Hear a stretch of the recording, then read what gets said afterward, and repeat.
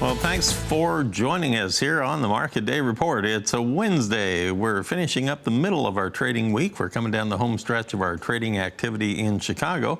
And to find out what's going on in Chicago, why not go there? Let's go there live and direct and visit with our very special guest analyst. There he is in all of his splendor, Mr. Todd Bubba Horwitz of BubbaTrading.com.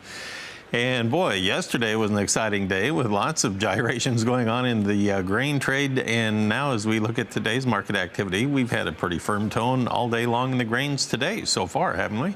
Yes, we have, Marlon. Good afternoon. We've had a market that has been, steadily climbing. It kind of sat around for a while. I think all three at one time were up like a nickel, and they just kind of sat. And over the last, 15 or 20 minutes, we've started to see some movement higher.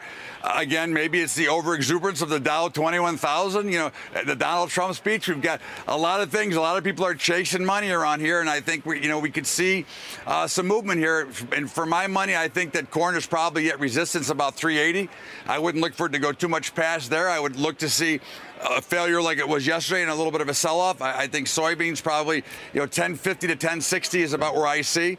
And again, I'm looking for these to come back so we can buy because I look for very good conditions later on in the year. But they are going up despite a stronger dollar. And again, a lot of that has to do, I think, with the outside markets and the exuberance that's going on. People just looking to put their money somewhere. And I think we're seeing some of it go into the grain markets. So Todd, as a trader, what months are you working with now that March is in delivery here? Are you looking at May or are you going to July or new crop, or what are you working with? I'm trading May right now, and that's the levels that I'll use off of it, is off the May expiration.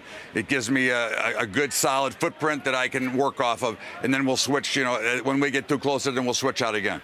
And you like to work with options, I know, and talk with producers about how to use options properly.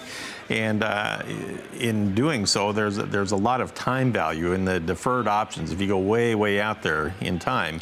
And so I'm inferring that you're actually working with more nearby options as well, because they would be cheaper. They don't have all that time value in there, right? 100%. Again, you got to be very careful about time value because, again, you can be right and be wrong because you had to pay too much value. And a lot of times I use, if I want to go out farther, if I'm gonna actually take a producer and put them in an exact hedge out in, let's say, November, Novi beans, then I'll probably use partial futures with options to avoid that time decay, because I'll create a synthetic model around it. But overall, when you're trying to trade actively, you want to trade in the nearest month. A, you get paid the fastest, and B, you have the less time premium to deal with. So you have to be it's very tricky and very hard to watch, but you got to make sure that you understand what you're looking to do and what you're trying to accomplish with that next trade, and that's what I try to work with. All right, thanks for explaining that. Very good information. I appreciate it. All right, strap yourself in. Let's run through these futures here, and we'll start with that corn market right now. We have May corn firming up again. We're at 380 3/4. You know what? That's on the high of the day. We're up 7 cents now. December new crop corn up 6, and one tick from $4 now. On the soybean trade, we have the May contract currently trading at 10.46. That's on the high of the day, and now it's 10 1/4 higher. September 9 1/4 higher at 10.38 3/4. We might have to invite Todd on all the time if the markets keep posting new highs and expanding their ranges here. Let's look at the wheat trade in Chicago. We have the May contract 11 1/2 higher at 4.55 1/4. My goodness, that's another new high for the day. What about Kansas City wheat? Next up, May, 9 3/4 higher at 4.73 1/4. Well, that one's about a penny from its high of the day, within a penny. Let's take a look here at the Minneapolis spring wheat trade. Right now, you have the May contract 4 3/4 higher at 5.55 even. That's in the middle of the trading range today. And on the cotton market right now, you have your July up 115 points, 78.63. That's only 4 points from its high of the day. And not to be outdone, December new crop cotton on the high at 74.75. That's up 37 points. We'll be back in a moment talking more with Todd Bubba Horwitz about our livestock trade when we come back. Right, these messages. Come on back. Back with you on the Market Day Report on a Wednesday. We're wrapping up our trading session here before the next half hour. I want to bring back Todd Bubba Horwitz, BubbaTrading.com. He's at the edge of the trading floor in Chicago, visiting with us about our ag commodity trade. Let's focus now on the livestock trade. We saw the grain markets firming up and pushing the upward side of the trading envelope today, making new highs in quite a few contracts. On the cattle market, let's take a look here. Todd, we had the live cattle market after surging ahead early this morning. It kind of fell by the wayside there about midday. Now it's starting to firm up a little bit. April live cattle 13 higher at 118.05. June up 67 at 108. 22 per hundredweight, so it's kind of stuck in the middle of its daily trading range here so far. Feeder cattle trade on the March contract, we're now down 16 at 124.92. It's about $1 off our earlier high of the day. April down 42 at 124.28. So a little divergence going on here in the cattle complex between live cattle going higher, feeders going lower. How come, do you think?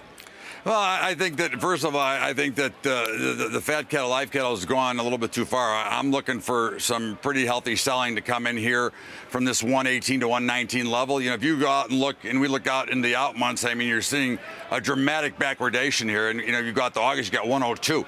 So I'm looking for some selling anyways, and it would tie in with me wanting to get bullish. But I think that we're going to see some pretty good selling. And I'm still targeting, you know, 112 to 110 to 108 in the fat cattle before I would expect to see a really good rally. Now, I mean, it doesn't mean that it can't go up for here. Certainly, I hope for those owners they continue to go higher. But I'm looking for lower prices here to be to make this pattern better and make the actual rally later better. And I think feeders are going to probably. I'm looking for 118 in the feeders as a target in which I want to start to step in and buy again. I think that we're going to see some of this selling. I think it's just part of the natural rally and the natural order of trading. And of course, we're getting a lot of excitement, though, with the rest of the Dow rally, too, so who knows?